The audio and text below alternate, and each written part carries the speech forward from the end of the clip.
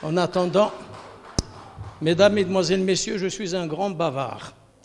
Je vais commencer d'abord par vous parler botanique médicale, parce que ça pourrait pour certains, être des cheveux sur la soupe. Pour certains, parler de plantes, c'est vieux. On ne va pas faire marche arrière, on ne va pas retourner à l'ère de la cueillette, mais c'est mauvais de penser de cette façon. Si les plantes peuvent se passer de l'homme, l'inverse est impossible. Parce que ce sont les plantes qui nourrissent, les plantes qui guérissent, mais aussi les plantes qui tuent. Il n'y a pas tout le temps Il y a des plantes criminelles, il y a des plantes qui sauvent. Pour dire, comme disait Lamartine, viens, la nature est là, qui t'invite et qui t'aime. Plonge-toi dans son sein qu'elle t'ouvre toujours. Si tout change pour toi, la nature est la même, et le même soleil se lève sur tes jours. Mais il y a aussi de mauvaises plantes. Et Alfred de Vigny, qui était pessimiste, disait « Vivez froide nature et revivez sans cesse sous nos pieds, sur nos fronts, puisque c'est votre loi.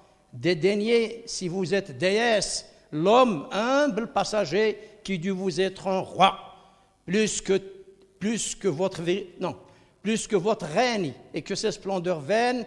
J'aime la majesté des souffrances humaines. » Et s'adressant à Eva, sa compagne, « Eva, ne me laisse jamais seule avec la nature, car je la connais trop pour ne pas en avoir peur. Il y a des plantes mortelles. La belladone, ça tue. Quelqu'un qui la prend inconsidérément, ça tue. Il y a des plantes, la digitale par exemple, mais il faut connaître les plantes. Il ne faut pas croire que la médecine par les plantes est une médecine douce. Elle peut être explosive si on ne connaît pas les plantes. Avant la Deuxième Guerre mondiale, les médecins connaissaient les plantes, les pharmaciens connaissaient les plantes. Plus maintenant, le médecin écrivait une ordonnance adressée aux pharmaciens, FSA, fac secondum artem, faites selon votre art, et puis le médecin donne la préparation magistrale et le pharmacien la prépare. L'homme est naturel et il aime bien ce qui est naturel. Quelquefois, les produits de synthèse, c'est du plastique pour lui, il peut les refuser. Le médecin, après avoir correctement établi son diagnostic et donné les médicaments qu'il faut, est souvent perplexe parce qu'il n'y a aucun résultat. Et il faut, comme j'ai toujours dit, que le médecin fasse aussi des cours de la phytothérapie, qu'on enseigne dans les facultés la phytothérapie, l'homéopathie ainsi que d'autres médecines, parce que nous ne savons pas grand-chose sur, par exemple, ce corps somatique, cette guenille dont parlait Molière, parce que le corps somatique est encore mal exploré. Nous connaissons mal ce corps, on utilise la fée électricité par exemple, on n'y connaît rien, on utilise l'électricité sans savoir ce que c'est, et ainsi de suite. Mais qu'est-ce que l'homme dans la nature? Parce qu'elle disait, mais enfin, qu'est-ce que l'homme dans la nature, dans ses pensées? L'homme, c'est un tout à l'égard du néant, un rien au regard de l'infini, un point entre rien et tout. Et en 1986, au Cap d'Agde, dans l'Hérault, en France bien entendu, des physiciens, prix Nobel de physique, ces brigands de physiciens qui nous ont dit parler de la matière, étaient en train de dématérialiser la matière. Ils disent que ce que nous voyons avec nos yeux de chair, ce n'est pas la vérité. Notre réalité n'est pas en accord avec la vérité. Et nous ne connaissons qu'un peu du corps somatique. Il y a le corps électrique, le corps électromagnétique, le corps tachyonique et l'effet Kirlian qu'on trouve seulement chez des personnes saintes en état d'ivresse religieuse ou en état d'extase. Les plantes, il y a évidemment un effet pharmacodynamique, mais il y a une grande partie du mystère. Les plantes s'adressent au corps somatique et au plan supérieur que nous ne voyons pas avec nos yeux de chair. Alors, maigrir par les plantes, à condition qu'ils ne soient pas pollués, eh bien, c'est merveilleux. Eh bien, alors d'abord, les kilos sont pris sournoisement. Oui, on grignote, etc. Mais il faut savoir qu'on ne peut maigrir sans avoir balayé, nettoyé les émonctoires, c'est-à-dire l'intestin, le rein, le foie et la peau, qui sont de grands émonctoires, qui sont salis par les intoxications de toutes sortes, les pollutions atmosphériques, les pollutions des aliments vendus sur les grandes surfaces, les pollutions mentales, etc., les pollutions sonores, etc. Qu'est-ce que la maladie? La maladie est une crise d'élimination toxinique. Notre lymphe, qui est incolore, est souvent intoxiquée et nous avons des peaux qui sont comme des cartons. Le stress oxydatif aussi, nous mangeons trop et nous mangeons mal. Alors, à la quarantaine, lorsque les hommes atteignent la quarantaine et les femmes, les hommes commencent déjà à aller vers la ménopause. Or, les hommes ne font pas des gorges chaudes sur leur ménopause. Ils sont fatigués, ils sont impuissants, ils sont irrités et ils ne veulent jamais en parler et ils peuvent en mourir parce que aller voir le médecin pour lui dire les faiblesses, c'est une honte, ce n'est pas une honte. Et il y en a qui meurent de leur andropause, andropause. La femme, la ménopause chez la ménopause chez la femme est souvent vécue correctement et la femme est plus solide que l'homme. Je le dis, si la génétique a dit XX pour la femme, elle a les pieds sur terre, alors que l'homme n'a qu'un X et un Y, et l'Y c'est un X boiteux. Dans la magie médicale, puisque j'étais, vous savez, dans l'armée, on vous donne un ordre et il faut exécuter. On exécute et on discute après. Ça veut dire que ça ne sert à rien. On m'a donné l'ordre d'étudier les plantes à Lyon en 1965. C'est un ordre. Puis la magie médicale, eh bien ça c'est encore incroyable. Je n'y croyais pas, mais la magie existe, elle est naturelle, etc. En magie médicale, par exemple, lorsqu'on fait la danse des chiffres et des lettres et le diagnostic d'une maladie, chez la femme on a une somme, on divise par 9, chez l'homme on divise par 7, car la femme a 7 planètes, plus Neptune et Pluton, et l'homme n'a pas le Neptune et Pluton. L'arsh ou le kursi, en arabe. Alors on continue.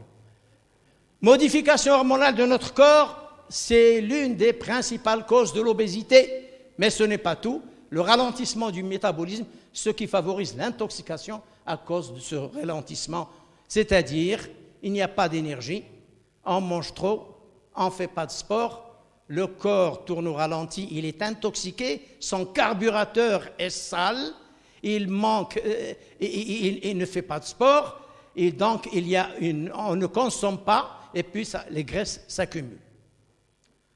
Le rythme, il consomme d'énergie, mais brûle ses graisses, et nous grossissons, il ne brûle pas ses graisses.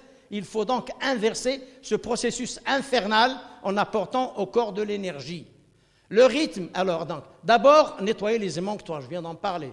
D'abord, nettoyer les émonctoires, mais avec quoi? Comment d'abord nettoyer les émonctoires?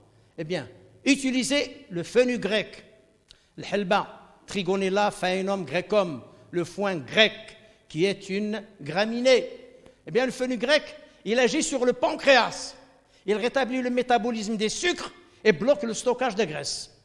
Même si ça sent mauvais, le helba, 20% de protéines, c'est un médicament excellent. Ils sont mauvais, on peut enlever cette mauvaise odeur. Eh bien, non seulement ça rétablit le métabolisme du sucre, c'est-à-dire ça donne un bon métabolisme des sucres, ça lutte contre le stockage de graisse, mais ce fenugrec, pour l'homme et pour la femme, ça rétablit la libido. Sans libido, il n'y a pas de vie agréable. Alors, voici donc une formule minceur intelligente. Eh bien, le fenugrec, 250 grammes.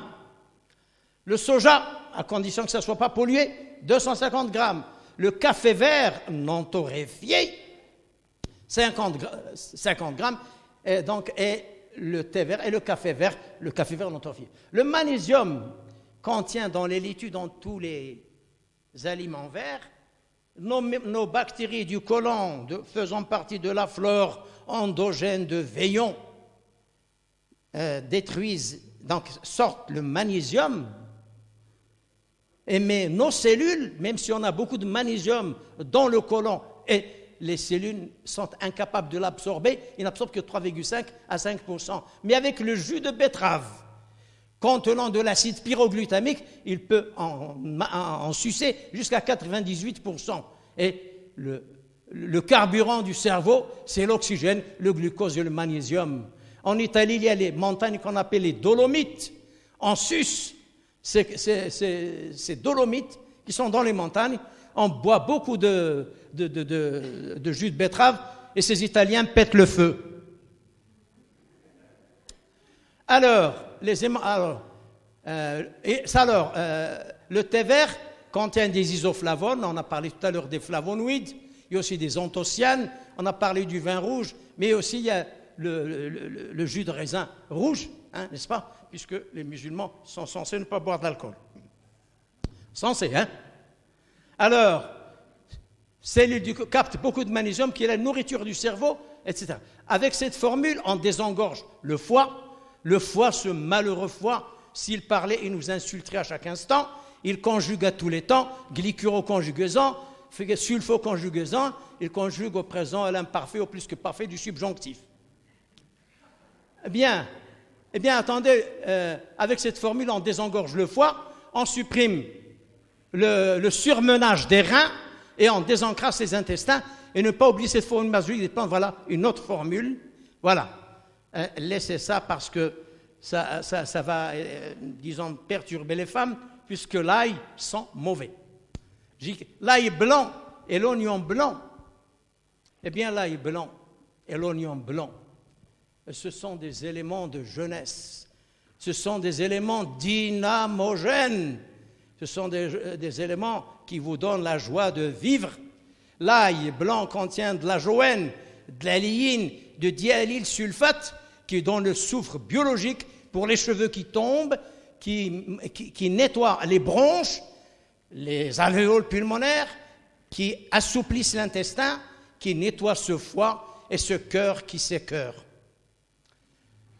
La ciboulette, bon, ce sont des liliacées, tout ça c'est bon. La barbe de maïs,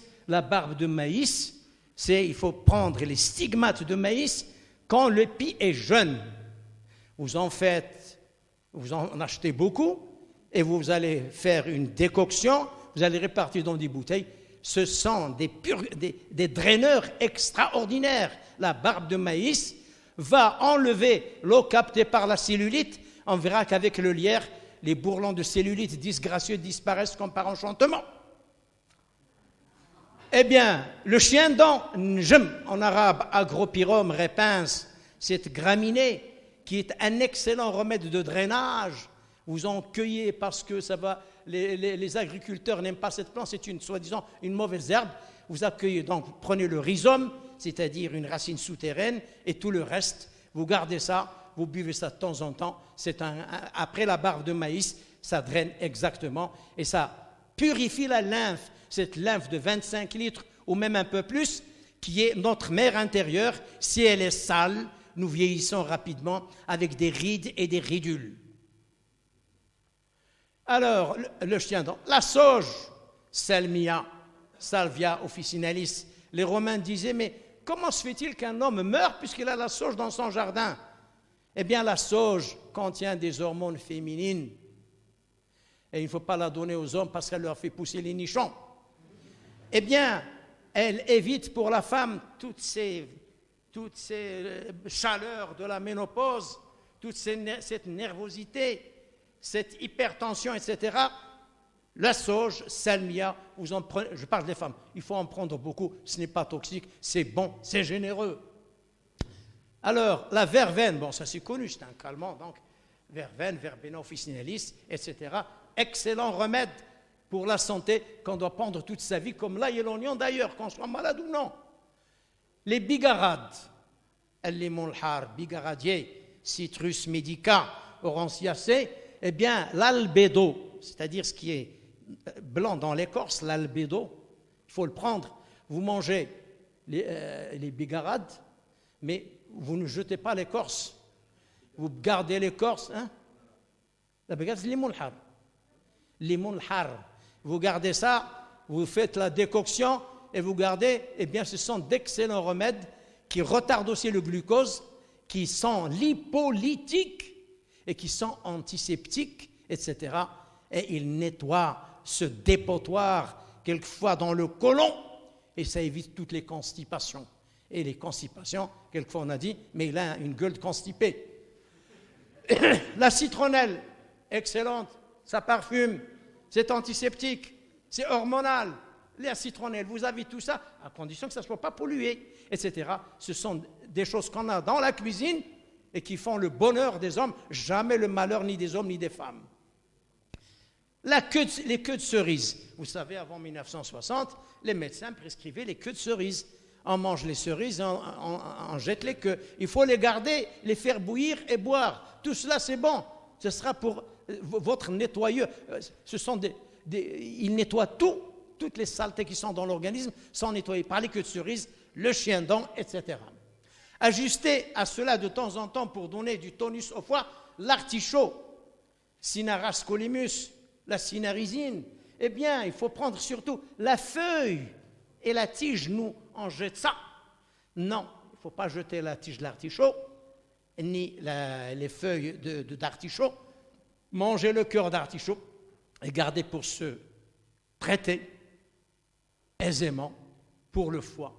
Le foie, à ce moment-là, il ne va pas crier au secours, il sera nettoyé. Tous les hépatocytes, tous les espaces de Kernan, tous les veines centrolobulaires sont nettoyés et votre foie vous dira merci. L'alfalfa, le hilfa. L'alfalfa, nous, hilfa, on en fait des nattes, mais c'est un excellent médicament. La racine de l'alpha est un excellent médicament de jeunesse, l'alpha. La bourrache, el santor, borago officinalis, ce mot vient d'abord de l'arabe abo rash, c'est-à-dire qu'il va vous transpirer, c'est comme si vous faites du sauna. Ce sera du sauna à peu près gratuit. Au lieu de dépenser de l'argent pour le sauna, vous prenez l'huile de bourrache, la bourrache vous enlevez, et puis l'huile de bourrache, ça va vous enlever les rides et les ridules, et puis les poches sous les yeux. Alors, le gougoul, nous n'avons pas le gougoul au Maroc, il y en a en Asie, c'est un excellent médicament qui, même si vous mangez trop, mangez le gougoul après, pour être capable, vous n'aurez pas un poids supérieur parce que ces graisses sont brûlées rapidement, etc. L'ananas, bien entendu, il donne la viande tendre, la papaïne, l'ananas, et puis il faut prendre dans l'ananas la tige aussi, qui est un excellent médicament contre les ulcères de toutes sortes, qu'ils soient exogènes ou les ulcères externes ou internes. L'ananas, qui est un excellent repas, etc. L'aubier de tilleul, eh bien, les cosses d'haricots, vous savez, nous avons les haricots verts, vous les mangez tous, c'est bien. Ça, les cosses des haricots verts retardent l'absorption du glucose aussi, et vous ne risquez pas d'avoir un pic d'insuline, et vous ne grossissez pas parce que ça entrave l'absorption du glucose alimentaire pour ne pas avoir un... Ça, ce sont des trucs de travaux. Hein. Les causes d'haricots verts aident à la perte de poids. Ma secrétaire a fait des fautes d'orthographe. En entravant l'absorption de glucose alimentaire, ce qui diminue la sécrétion d'insuline responsable. Elle diminue le pic d'hyperglycémie. On peut renforcer ses actions par l'albédo des pamplemousses. Les pamplemousses, vous buvez le sucre de pamplemousse et vous faites donc la décoction, faites bouillir l'albédo du pamplemousse. C'est un excellent médicament pour maigrir intelligemment, sans malveillance aucune, sans effet secondaire aucun. Elle diminue alors, on peut renforcer ces dents par la et leur jus. Alors, on utilise aussi les feuilles et les fleurs de mélilo qui empêchent la coagulation. Le mélilo empêche la coagulation. Mélilotus officinalis, il contient des coumarines d'ailleurs. Vous connaissez le dicumarol ancien qui est un anticoagulant. Alors, l'usage, ça c'est l'usage interne. Le déséquilibre hormonal. Alors, on engraisse à cause du foie et des hormones perturbées. Il faut rétablir le bon déroulement du métabolisme par le yam sauvage. Le yam sauvage, nous ne l'avons pas au Maroc. C'est une plante du Brésil, sauvage, dans l'Amazonie. Et maintenant, en France ou ici, on vend les extraits du yam sauvage. Le yam sauvage, contient la diosgénine, qui est un alcaloïde qui rétablit toute la fonction des glandes. Si on le prend avant la quarantaine, on retarde le vieillissement. Et si on le prend à la ménopause et à l'andropause, on retrouve le bonheur avec cette plante qui relance l'hypothalamus, les corticosurrénales, la glande pinéale, etc., qui relance l'hypophyse, etc., et nous avons un rétablissement. Il y aura donc la DHEA, la déhydroépiandrostérone, et la prégnénolone, qui est l'hormone, quand on n'en a pas beaucoup, du vieillissement du cerveau. La prégnénolone, on en a parlé ce matin, eh bien, ainsi que la déhydroépiandrostérone, le yam sauvage est une plante miraculeuse. Les travaux sont faits, eh bien, les gens ils se disent, mais qu'est-ce qui se passe? Nous, on ne nous a jamais donné ça. Eh bien, on croit qu'on a une nouvelle tête. Hein? C'est-à-dire qu'on est une autre personne. On n'a pas tous ces problèmes de fatigue générale, d'amertume, d'hypertension artérielle. Cette plante est magnifique et maintenant elle est vendue en France et au Maroc. Elle comprend, qui agit sur le cholestérol hépatique. Eh bien, ce cholestérol, il ne va pas être le bon cholestérol, celui-là utilisé pour la testostérone, pour la progestérone qui va chez l'homme donner la progestérone et donner une meilleure libido qu'avant. À ce moment-là, il n'y aura pas, quand il y a l'embonpoint, ça va disparaître, mais si on les prend avant, l'embonpoint ne sera jamais au rendez-vous. Il rétablit l'équilibre œstrogène-progestérone chez l'homme et chez la femme. Il transforme la progestérone en testostérone chez l'homme. La fatigue disparaît, les graisses sont brûlées, l'énergie arrive avec la libido et la joie de vivre. C'est un excellent remède contre les dégâts engendrés par l'andropause et la ménopause. Il agit sur la genèse, la DA, la prégnénolone, l'insuline et la mélatonine qui vient donc de la glande pinéale et qui favorise le sommeil. Usage externe. Après ce régime minceur, chez les femmes ou chez les hommes, les chairs sont pantelantes. Les femmes ont une honte d'aller à la plage parce que les chairs sont pantelantes, etc. Après ce régime minceur, il faut donc donner les végétaux suivants. Le petit hou, Ilex aquifolium.